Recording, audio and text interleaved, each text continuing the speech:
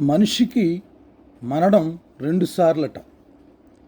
వ్యక్తిగా ఒకసారి, జాతిగా ఒకసారి. ఈ వాక్యంలోని వాస్తవికత జాతి చరిత్ర యావత్తుని మన కళ్ళ ముందు నిలుపుతాం, చాలా వ్యక్తీకరించటం మనకిప్పుడు ఈ సమకాలీన సమాజంలో మనకి అర్థమవుతుంది. వ్యక్తులుగా మనమంతా ఇంకా జీవించుతూనే ఉన్నాం, జాతిగా మరణిస్తూనే ఉన్నాం. చాలా కాలం అయింది. స్వాతంత్రానికి పూర్వం భారత జాతి యావత్తు ఒకే త్రాటిపై నిలిచి బానిసత్వాన్ని ప్రతిఘటించగలిగింది అంటే దీని అర్థం యావత్ జాతి, భరత జాతి సంఘటిత శక్తిగా నిలబడడమే కాక జాతి అవమానాల్ని, అవసరాల్ని ఒక్కటిగా గుర్తించి అందరూ ఏకమై ఎదురొడ్డి పోరాడి తరతరాల బానిసత్వంలో కోల్పోయిన నైతిక సాంస్కృతిక విలువలకై, గౌరవ మర్యాదలకై ధనమాన ప్రాణాలొడ్డి పోరాడారు. ఆ పోరాట పటిమ, ఆ పోరాట గమనం, ఆ పోరాటం వెనుకున్నటువంటి చోదక శక్తులు ప్రధానంగా సాంస్కృతిక విభాగానికి చెందినటువంటివి. మానసిక ఔన్నత్యం వైపు తీసుకోపోయేటటువంటి విలువలకు ప్రాతిపదికగా కలిగినటువంటి ఒక్కొక్క గొప్ప ఆలోచనే ఆ శక్తిని ఈ సమాజానికి, భారతీయ సమాజానికి అందించింది. ఒక్కసారి స్వాతంత్రానికి పూర్వపు దేశ చరిత్రని అవలోకిస్తే ఎంతమంది త్యాగధనుడు, ఎంతమంది నిస్వార్థపరులు తమ స్వసుఖాల్ని, సొంత ఆస్తుల్ని వెచ్చించి లక్ష్య సాధనకు తోడ్పడ్డారో స్ఫురిస్తుంది. వారి త్యాగ నిరతి, శ్రమశక్తి, దీక్షా సంపత్తి ఈనాడు ఎంత వ్యర్థమయ్యాయో స్వతంత్ర పౌరులమనుకునే మనందరము తెలుసుకోవడానికి ప్రయత్నం చేయటం చాలా అవసరం. లక్ష్య సాధనలో వారు ఎదుర్కొన్న కష్టాలు, కడగండ్లు మన కళ్ళ ముందు సినిమా రీల్లా తిరుగుతూనే ఉన్నాయి. అయితే ఆనాటి మహానుభావులంతా దేశానికి రాజకీయ స్వాతంత్రాన్ని తేగలిగేగారే అని భావ స్వాతంత్ర ప్రాధాన్యతను వారు మరిచిపోయారేమో అని అనిపిస్తుంది. అమాయకులై దేశాన్ని సంకుచిత స్వార్థకులకు అప్పగించి మనం కన్ను ముందు మన జీవన శిల్పాన్ని ఏమాత్రం జ్ఞానం లేని వారు, అత్యంత స్వార్థపరులు చెక్కుతుంటే మన జీవన శిల్పాన్ని చూస్తూ నిలబడి ఉన్నాం, ఏమీ చేయకుండా ఉన్నాం. మారుతున్నామా? ఎంతవరకు మార్పు చెందుతున్నాం?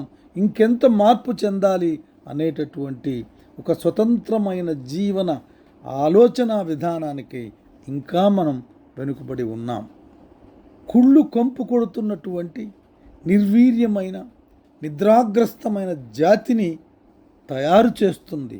ఏది తయారు చేస్తుంది? ఏ విధానం తయారు చేస్తుంది?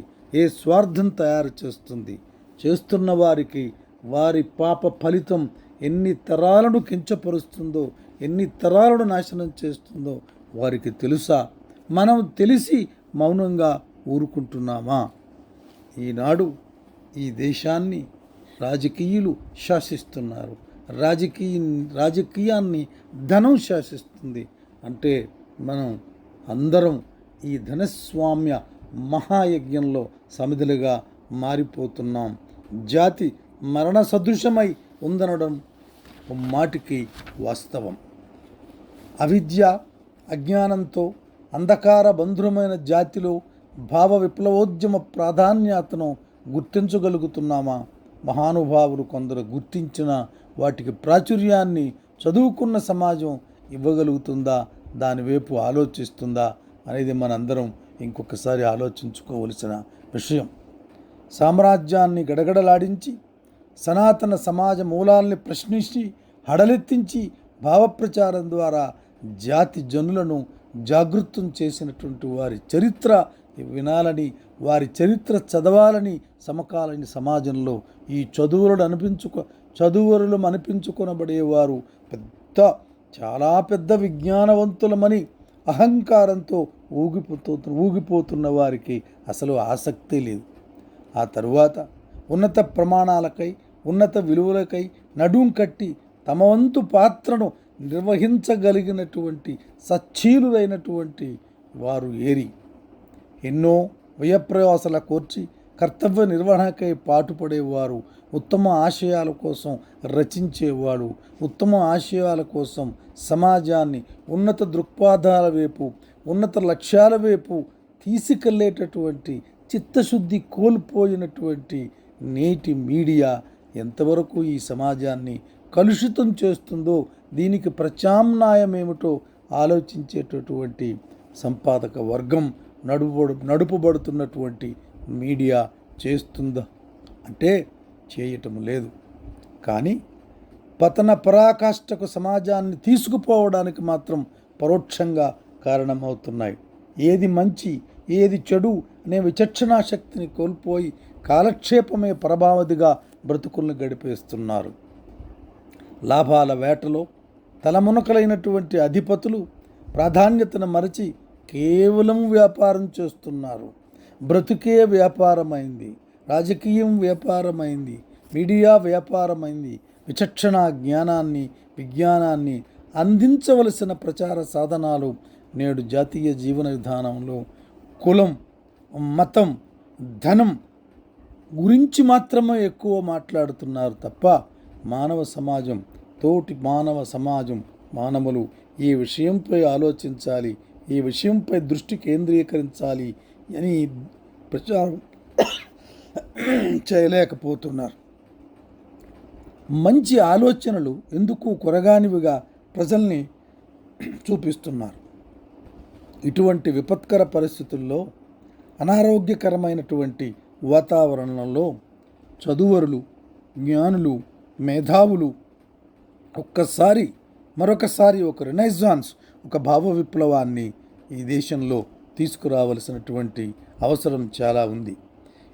నేటి సాంకేతిక యుగమైన అశాస్త్రీయతకు నిండిపోతున్నటువంటి సమయంలో ఈ అశాస్త్రీయతను తరిమి కొట్టడానికి, మరుగుపడిపోతున్న మానవతను, మంచితనాన్ని మేలుకొల్పటానికి, జీవితాన్ని జీవితంగా, మనిషిని మనిషిగా ప్రేమించమని ప్రబోధించటానికి, అందానికి ఆనందానికి అసలు నిర్వచనాలను అందివ్వటానికి నిజాయితీగా కృషి చేయాల్సినటువంటి సమయం ఆసన్నమైంది.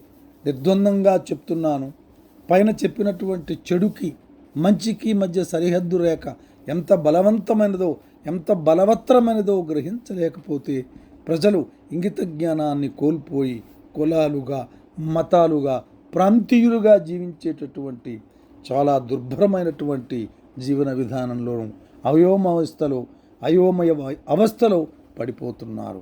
ప్రస్తుతం ఈ స్థితిలో కాలం గడుపుతున్నారు. ఈ స్థితిని ఛేదించటం మనకు, విజ్ఞానులకు, చదువుకున్న వారికి ఒక వైజ్ఞానిక దృక్పథంతో ముందుకు సాగటం సాధ్యమవుతుందని చెప్పటం సాహసమైనా కృషి, మన వంతు కృషి మనం చేయాలనేటటువంటిది విజ్ఞానవంతులకు, చదువుకున్న వారికి ఇది ఒక ప్రాథమికమైనటువంటి బాధ్యత. ఈ బాధ్యత సమాజం నిర్వహించి తీరవలసిందే. మనం ఆనందంతో జీవించటం, ఇతరులను ఆనందంతో జీవించే అవకాశం ఇవ్వటమే సర్వమతాల సారం. ఏ ఉపాసన చేసినా మానవత్వాన్ని పోగొట్టుకోలేని ఉపాసన అవసరం. ఏ గొప్ప మత గ్రంథ సారాంశం కూడా ఇంతకన్నా గొప్పదేమీ లేదు. ఆస్తికుడైనా, నాస్తికుడైనా, జ్ఞానకాండ చేసేవాడైనా, కర్మకాండ చేసేవాడైనా, ఏది చేసేవాడైనా ప్రాతిపదిక, అంతిమ లక్ష్యం మానవుడు తను నివసిస్తున్న సమాజంలో స్వేచ్ఛాయుతమైనటువంటి, ఆనందకరమైనటువంటి జీవితాన్ని గడపడమే గొప్ప విషయం. అన్నిటికన్నా గొప్పది తనకు లభించినటువంటి అవకాశాన్ని చక్కగా వాడుకుంటూ ఇతరులకు అడ్డు రాకుండా జీవించే జీవన సూత్రం అన్నింటికన్నా గొప్పది.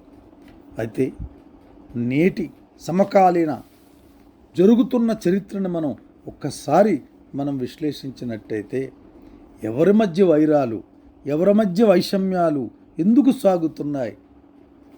అంతిమంగా కేవలం మహత్వపూర్వకాంక్ష కోసం, ఆధిపత్యం కోసం, ధన సంపాదన కోసం, ఆధిపత్యం ద్వారా ధనాన్ని సంపాదించి, ధనం ద్వారా ఆధిపత్యాన్ని సంపాదించి ఈ సమాజాన్ని గుప్పిటలో పెట్టుకొని నేను నేను నేను నాది అనే అహంతో మనిషి ఎంతటి దారుణమైన పనులైనా చేయిస్తుందనడానికి ఇప్పుడు మాత్రమే ప్రత్యేక సాక్ష్యాలు ఉన్నాయి.